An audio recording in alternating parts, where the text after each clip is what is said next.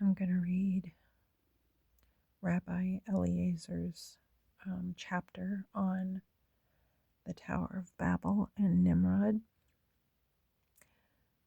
Rabbi Eliezer was a 2nd century sage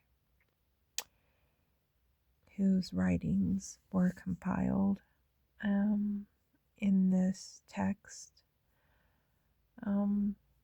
And so I'm just going to begin. Nimrod and the Tower of Babel.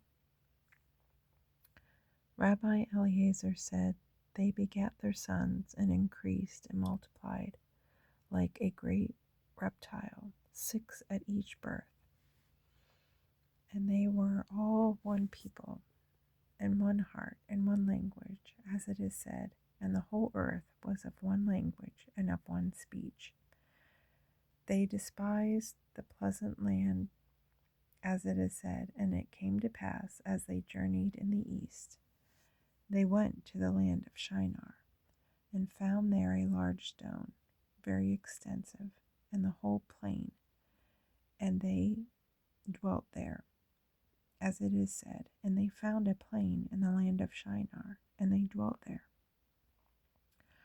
Rabbi Akiba said, "They cast off the kingdom of heaven from themselves, and appointed King Nimrod over themselves, a slave son of a slave.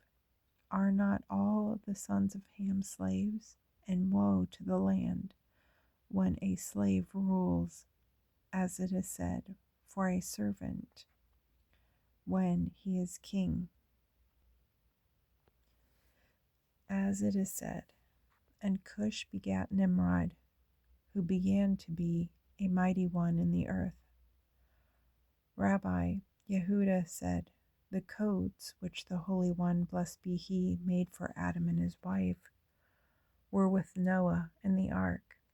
And when they went forth from the ark, Ham, the son of Noah, brought them forth with him, and gave them as an inheritance to Nimrod. When he put them on, all beasts, animals, and birds, when they saw the coats, came and prostrated themselves before him. The sons of men thought that this was due to the power of his might. Therefore they made him king over themselves, as it is said. Wherefore it is said, like Nimrod, a mighty hunter before the Lord. Nimrod said to his people, Come, let us build a great city for ourselves, and let us dwell therein, lest we be scattered upon the face of the earth, as the first people were. Let us build a great tower in its midst, ascending to heaven, for the power of the Holy One, blessed be He, is only in the water. And let us make us a great name on the earth, as it is said, and let us make a name." Rabbi Phineas said, "There were no stones there were with to build the city and the tower. What did they do? They baked bricks and burnt them like a builder would do, until they built it 7 mills high." And you can see the footnote below what that means. And it had ascents on the east and west. The laborers who took up the bricks went up on the eastern ascent, and those who descended went down on the western descent. If a man fell and died, they paid no heed to him.